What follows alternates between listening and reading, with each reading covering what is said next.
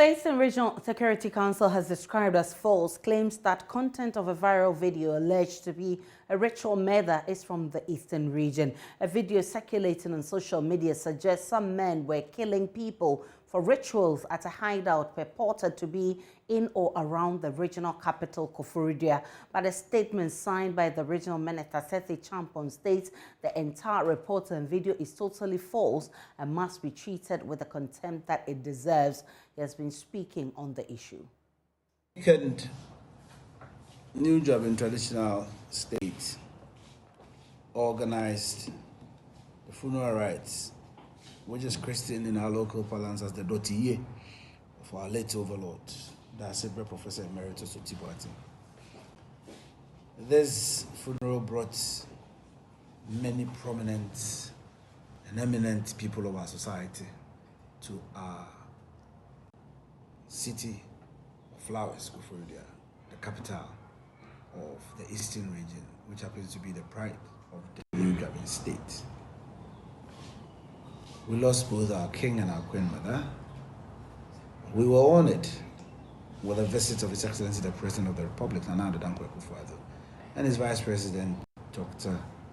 Alhaji Mahmoud Bawumia, the Chief of Staff of the Office of the President, Honorable Akusia Frima Osei Opare, and the former President of the Republic, His Excellency John Ejikun Kufuor, both attended the event and paid the last respects to the royals who were late at the time. Presiding over the entire dossier was Jabehine, who doubles up as the chairman of the Council of State, that's the Bro Truth Report.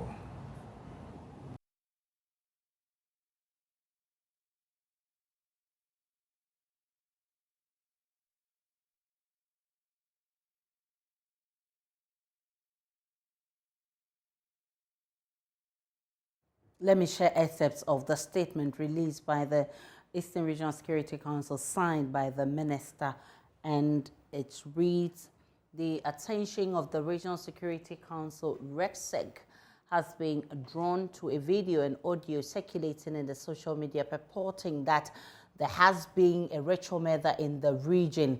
Now, RECSEC wishes to state as follows that the entire report and video with an unknown source being circulated in the social media have happened in Koforidua in the Eastern region is totally false and must be treated with the contempt that it deserves. That the Regional Security Council has not received any such report from any of the districts in the region. That the announcement made by the New Joabin Traditional Authority advising the public to stay away on the rights of Monday, 16th May, was in line with custom and tradition to show respect to the departed king and the queen mother. That a number of security personnel were deployed at the funeral grounds as well as in and around Koforidua to ensure incident-free burial rites. RECSEC wishes to indicate that the region is safe and peaceful. And those are excerpts of the statement released by the Security Council and signed by the Eastern Regional Minister, Seth Kwame Champon. And still on murders, Member of Parliament for Cape Coast South, George Rickard Hagan, is urging the Central Regional Police to intensify the investigations to get justice for the 24-year-old Cape Coast Technical University student who was allegedly killed. Nanama Clark's body was found at Ola, a suburb of Cape Coast, with her private parts missing, following that her boyfriend has been arrested and remanded in police custody to aid in investigations, with the police hunting for a second suspect. Speaking in an interview with Joy News, Mr. Rickard Hagan says they're relying on the assurance of the police. He further stated that he, on his part, will team up with other stakeholders to ensure that the CCTV cameras and street lights are installed on the stretch to improve visibility. Richard Kwejanyako has more. The body of the level 300 student of the Cape Coast Technical University was found at Ola, a suburb of Cape Coast. His private parts were missing. and thus heighten the fears of residents. MP for Cape Coast South, George Kwekwe Hagen, paid a visit to the Central Regional Police Commander to discuss matters of security in his constituency.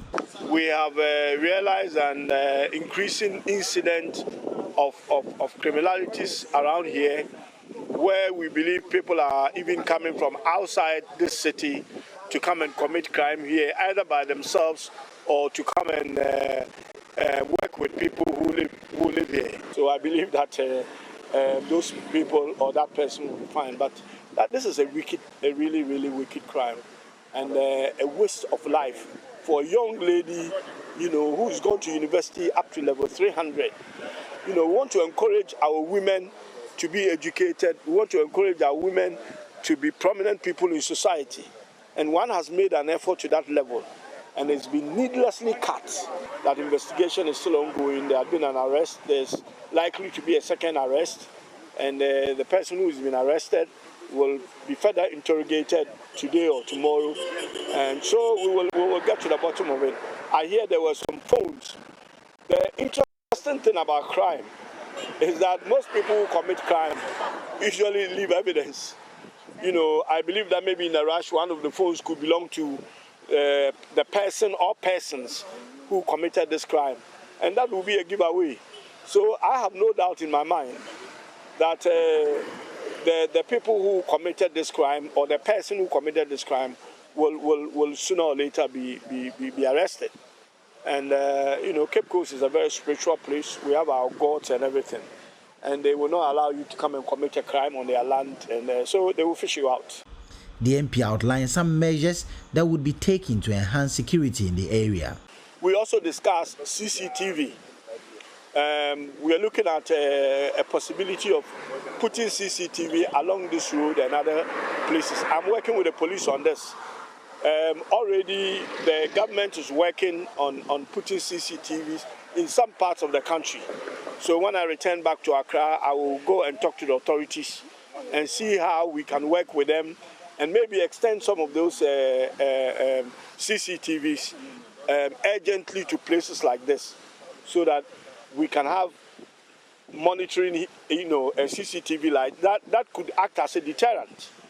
Because sometimes when you have these things here, then people will not dare to do some of the criminal things that they do. And if they do, then the light will be able to obviously, capture them, and then we'll be able to read it somewhere. If we had a CCTV here, we would have seen all the cars that passed along this road around the time. And when we zoom it down, we'll be able to capture or catch the person who is the perpetrator of this, this crime. So these are some of the things that we'll be working on. But also, we'll be looking at a community watch, which is what the assemblyman talked about. The assemblyman, Ofola, told the MP they're going to activate the watchdog committee's activities to support the efforts of the police.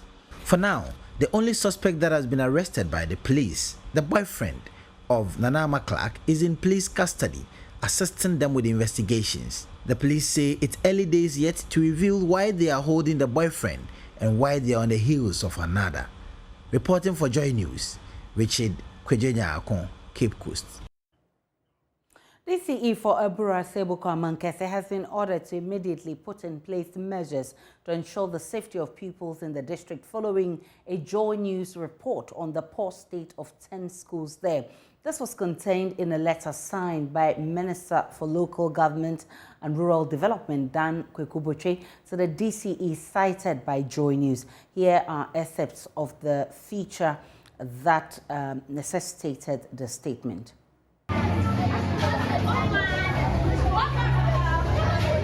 Public basic schools in the country just reopened for the second term of the academic year.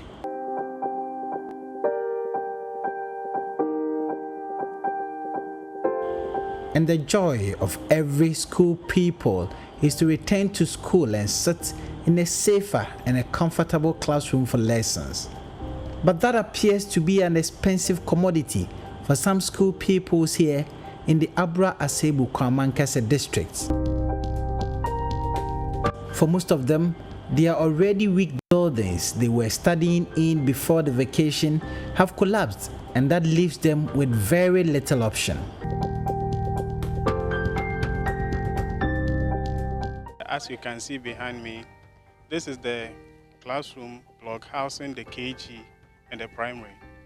Before school vacated, the upper part of the structure was ripped off by rainstorm. We managed to roof it, but 2 days to the reopening, the entire block was ripped off again by rainstorm as a result of the weak nature of the structure. Samuel Butchie is the head teacher of a Saman AME Zion Basic School.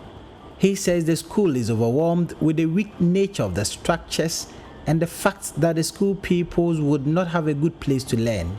Because of the poor nature and the dangerous nature of the classroom, we have managed to secure temporal permission from a church where the students are, the primary students are currently staying, but they are not learning because there are no chalkboards or marker boards for them to learn. And the size of the church itself, it is not conducive for all the desks to be put in there.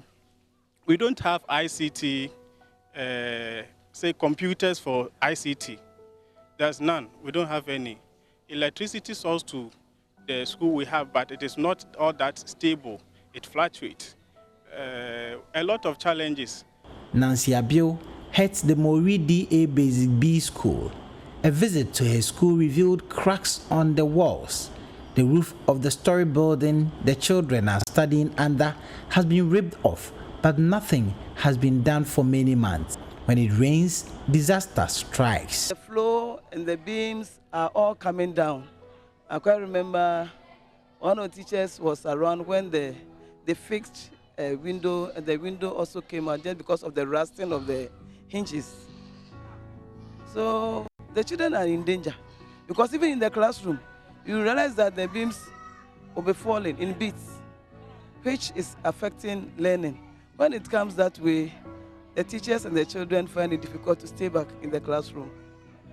Then, around to the compound, you can see that one of our old buildings, the first building, has also sunk. If I say it's sinking, it means it's still going. But this one, it has gone down. So anytime it rains, it flows over to the veranda and then enters the classroom to spoil the books that you've stored. And that makes the school to be out of session for a whole day because you have to collect the water from the classroom and then tidy up all those things that have been soaked. This is also the Strafa DA Basic School in the same district.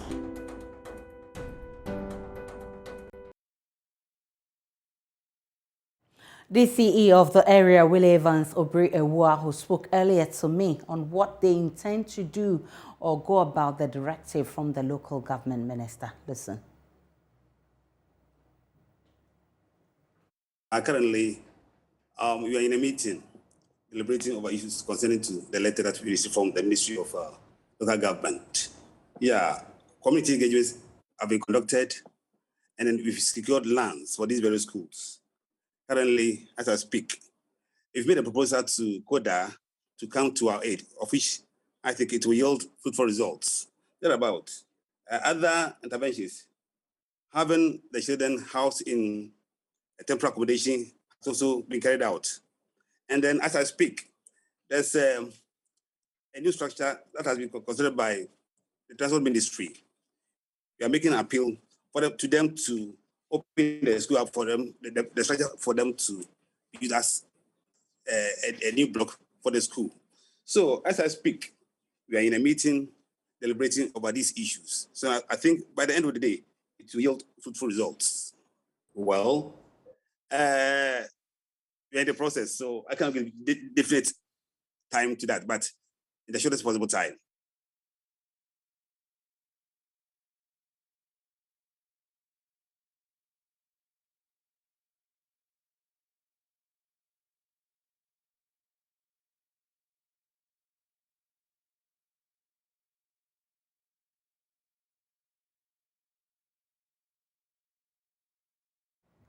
We'll take a break on Joy News Today. We'll be back shortly with more.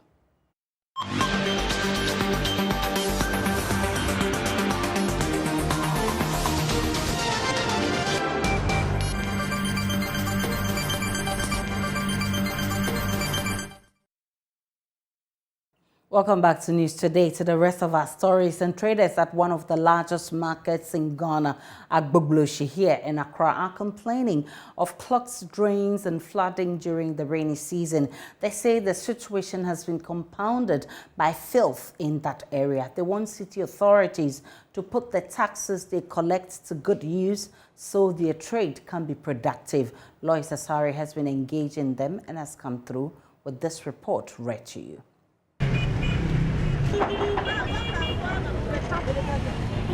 Choked drains and a lot of filth. That's the situation here at Agbogloshi.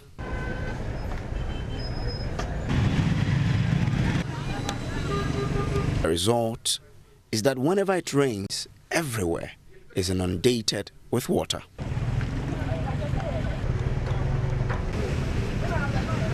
This tomato seller, Elizabeth, complains bitterly about how the taxes vendors pay to the AMA are not used to clear the gutters. Gutters in the first no more degrade that be first in the The AMA used to clean these gutters, but they no longer do so. And so we have to make contributions between 500 and 600 cedis so that we can get our gutters clean and also free from refuse. 4 million. See, at the Bama motor for Ogada funds, so they are 5 million, 6 million. Try take it. Yes, I tax. Into nature, say, yeah, wahana, bibi ba yen kahono. No more try and say, AMA for try a tax. Instead, they give us tickets and take taxes from us, but they don't distill the gutters. And when it rains, this place gets so flooded. You can't even walk through. So I'm be tigwa temkrana bareka see am be kasa on bareka into no muntim no mun kanchire because mpedifo no agi bibidi into amunti ye ha gotem mayen. For Santewa, the gutters getting flooded due to the choked drains is a major concern.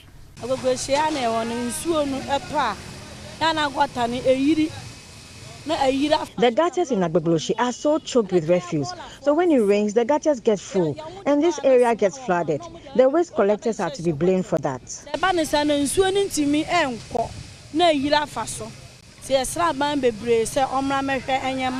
Mary, a shopper at the Agbogloshi market, believes that people litter the drains on purpose. Not everyone are the same. Some people can throw it around anyhow. Some people also maybe if there is rubbish gathered any place, some people can add it. I see ballers gathered around any place. I add my own too. For my advice, maybe it's good for them to provide dustbins in the market. Plenty dustbins in the market so that we can be dropping any rubbish we see. Maybe if anyone see that there is dustbin here, he will put it. He can't get straight down like that. Kweku, a taxi driver at Agbogloshi market, believes city authorities must step up their work at the market. That is in there. In fact, AMA for a higher AMA and also on Bayim. But on Bayim, Tebu Hayana dollars for no, it made the Jessica. This is the jurisdiction of the AMA, and it's their duty to keep this place clean. But we, the drivers, rather make contributions for our rubbish to be taken away. If they won't clean the gutters for us, they should at least provide garbage trucks to take the refuse away. This place used to be clean when trash cans were available, but because they are no longer here, people tend to litter around.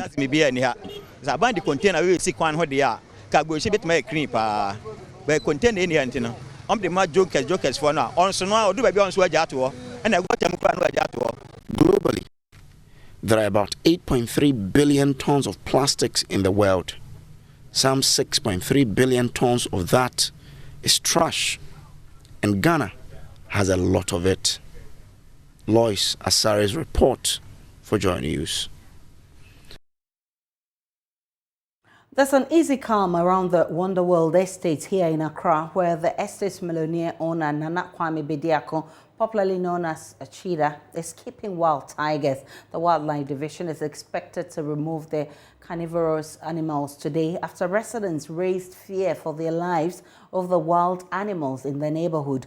According to Joy News sources, the tigers were illegally imported into the country. Officials from the Ghana Police Service, the Forestry Commission and the Ghana Wildlife Society are working to relocate the animals to a safe place.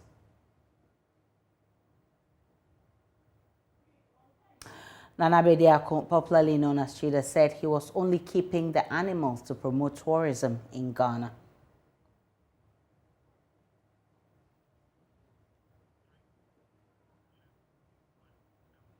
Raising capital to run a business remains a huge hurdle for most Ghanaian entrepreneurs. However, 69-year-old entrepreneur Julius Opata is one of Magdan Challenge's 70 candidates hoping to keep his business thriving in these challenging times. The competition is mostly a youth-oriented one. Opata is hopeful his idea would win the $100,000 cash prize to cushion his business. There's more in this report. After a successful first season of the Magdan Challenge, 70 contestants are gearing up to compete for another $100,000 cash prize. Although a youth-oriented program, we find 69-year-old entrepreneur Opata part of the contestants. At the sidelines of a training session to prepare the contestants ahead of the grand finale, Mr. Opata detailed his entry and experience in the competition so far. Recently, I started this business of drawing and writing. And I came across Magdan, that is putting people in a business manner. So I joined by applying and I was accepted. The presentation that I wrote for the company, for Magdan, now I'm in a better position to upgrade it, because I have more ideas from today's discussions. He believes he has a good chance of winning this year's competition. I feel very proud, and my company too is getting ready to sort of face the panel. Mr. Opata isn't the only business person looking for financing. Alexander is also a business owner who wants to expand his enterprise and offer job training to the less fortunate. When I pass through the street of Tema, I see a lot of people sleeping outside, and I think, what can I do to help these people?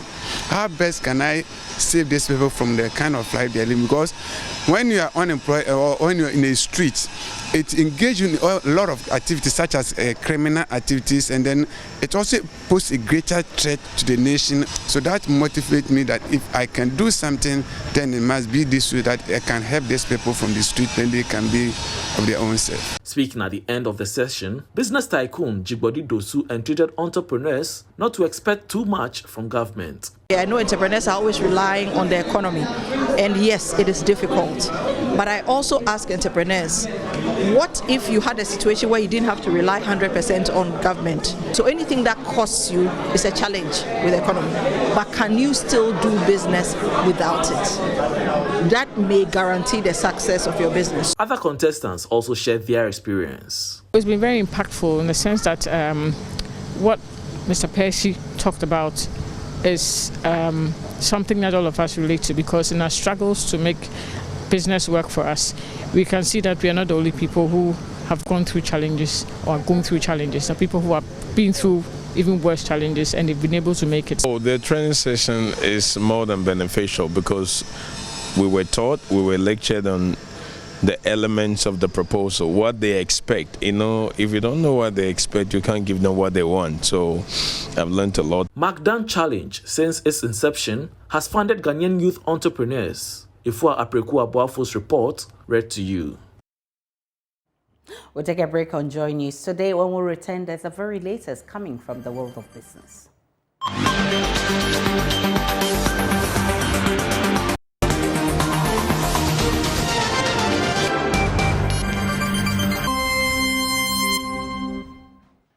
Hello and welcome. Let's do business now. I am Beverly Broom. Chief Executive of the Ghana CEOs Network, Ernest Ejiri, has called on the business community to support initiatives by the network to enhance business operations in the country. According to him, the network has been able to provide a credible platform for the transformation of businesses as well as government policies. Mr. Ejiri spoke to Joy Business after the launch of this year's CEO Summit in Accra. Last year, right after the COVID, we had the CEO Summit. The theme was to help government and private sector to reset through digital transformation, for which the call to action was for government to look at passing a Digital Economy Act to help streamline all their initiatives. Impacts.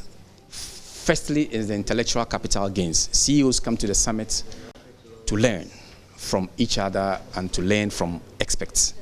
So if you ask me, that is one great impact we've had every year. We've had CEOs who've been able to radically transform their businesses because of the learnings that happen at the summits. CEOs who have been able to broker great partnerships in business because of the learnings from the summit. We've had this is the only summit that get the presidents to dialogue with CEOs in regards to the issue of doing business, the ease of doing business, and the relevant policies. Indeed, let me take this opportunity to tell you that the call to action for this year's CEO Summit, that the State Ghana CEO Summit, is for the government to look at passing an act to enable the ease of doing business and issues in regard to anti-red tapeism. So we have had to make this calls to impact business. You understand? It's at the summits that before the summit, CEOs meet, deliberates, and then we have specific concern that we want to channel to the government. So through the dialogue, these are some of the ways that we've been able to help shape policies in regards to doing business. Government has promised to scale up various initiatives aimed at curbing unemployment in the country. This to ensure that no groups of persons are left behind in the quest to end the rising rate of unemployment. Minister for Trade and Industry Alan Tremantin gave the assurance in a keynote speech at a graduation ceremony for some 3,000 beneficiaries of a skills training program organized by the Ghana Enterprises Agency and MasterCard Foundation.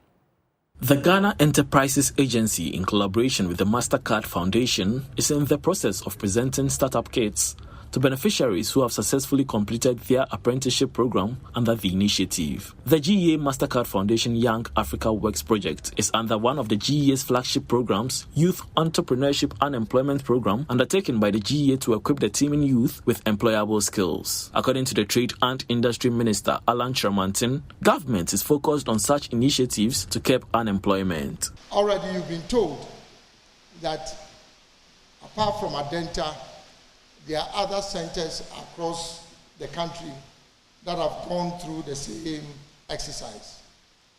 So I want to assure the people of Ghana that government is serious about dealing substantively with this issue of unemployment. And we pray that, God willing, within the next few years, Ghana would have dealt decisively with the problem of creating jobs for all our people. Meanwhile, Chief Executive for the Ghana Enterprises Agency, Kosi Yankee Aye, urged the beneficiaries to use the opportunity to create partnerships to help other unskilled youth in the society. Once we see that you are doing so well, we'll come back again and assist you to grow your businesses and make them bigger. So as you've also come together, we hope that you will build partnerships and relationships amongst yourselves, so that you learn from each other, so that you build each other up, so that you build your business relationships so your businesses grow. The Ghana Enterprises Program under the Young Africa Works project will continue to assist you. 1,000 of you, including Greater Accra, Ashanti, Northern Volta region, as well as the other regions, will receive support to register your businesses with support from the government under the Ministry of Trade and Industry to build more trade and more businesses to sustain the economy. The beneficiaries who have received a 6-month training in various skills jobs are being provided with the necessary tools to enable them to start their business. That's all for business. We have more business coming up at 1 p.m. and that's on Marketplace. Please stay.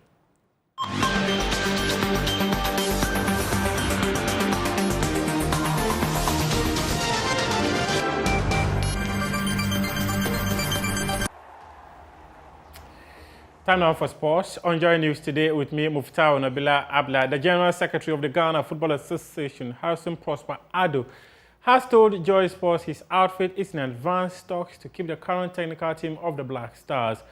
Former Dortmund midfielder Otto Addo, Chris Hughton, George Boateng and Didi Dramani guided Ghana to reach the World Cup 2022 that will be taking place in Qatar at the expense of West African neighbors Nigeria, and many are calling on the football governing body to maintain them for the FIFA World Cup. He says conversations are at later stages. The quartet that delivered us the qualification will be kept together, and so we need to work on the modalities of their staying with the team to go to the World Cup. And so we've been working at it, engaging them positively. They've been positive so far. And we are at the final stages of the engagements. The processes are such that you do the engagement, you liaise with our ministry, and then you get the green light, and then we'll move on. And all that are going on very fine. And so rest assured, the quartet will join us, and then they will plan and then execute the upcoming matches in the AFCON. Also go to the 4-nation tournament in Japan against Japan, Tunisia and Chile, latter part in June, and then they pick up in September, and then November will go to the World Cup, November, December. Legends of Borussia Dortmund will meet selected African players, including Asamoah Gyan and JJ Okocha, in a friendly game on June 11 at the Accra Sports Stadium as part of the club's tour to Ghana. Dortmund's chief managing officer, Carsten Kramer, has been speaking to Joy Sports. Otto Addo, he's sorry and has to apologize himself that he won't be able to join the Legend game, because I guess he's on tour with the A national team to Japan, I think. But he will be able to describe, I guess, the difference because he's a former player and he knows what makes Dortmund that special. But I would say and that's maybe something which fits to you people. We are crazy about football, like you guys as well. And the craziness, the happiness, the intensity you will feel in the stadium. The people in the stadium make the difference. I would say, to bring it in line, Dortmund is the intense football experience. Now, I mean, you know, we are very excited with this Legends game, with this whole Legend movement. From where you sit, what are the prospects? What are you looking and expecting? Well, I'm in person. I'm excited because it's my first experience to West Africa. I've been a couple of times to South Africa. I'm in a good relationship to all the players who formerly played for Dortmund and coming from different countries, and they all told me about the craziness of the people. And when Ghana played a game during the World Cup 2006 in Dortmund, I got some feeling how Ghana is experiencing football, and therefore I'm really happy to get this opportunity that we received the invitation by the Shooting Stars, and that we will join this game, that we play the game. But as you mentioned, it's not only the game, it's much more. We will receive a welcome reception from the King. We will develop many CSR activities. We will develop and present some football clinics. And that's how we wrap up sports here on Joy News today with me, Muftau Nabila Abdullahi. But we do have more sports stories on myjoyonline.com. Up next is World News.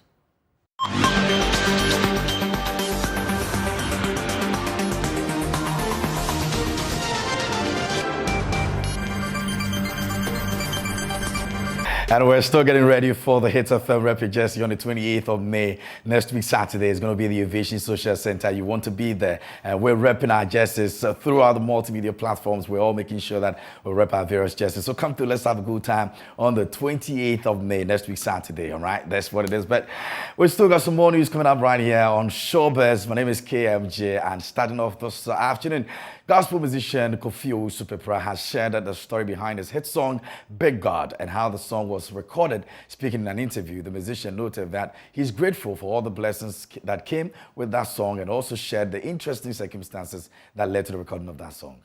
In this whole thing for too long. Okay. This ministry, so to speak, I think I started professional. I've gotten the support that I needed. And I say this because people claim there's no support out there. I believe that if you do the right thing, if you are body just enjoy what you're doing, I believe that God is definitely going to send the right people your way. And I'm so grateful to everybody, the team. I remember listening to Lexus play that song for the first time.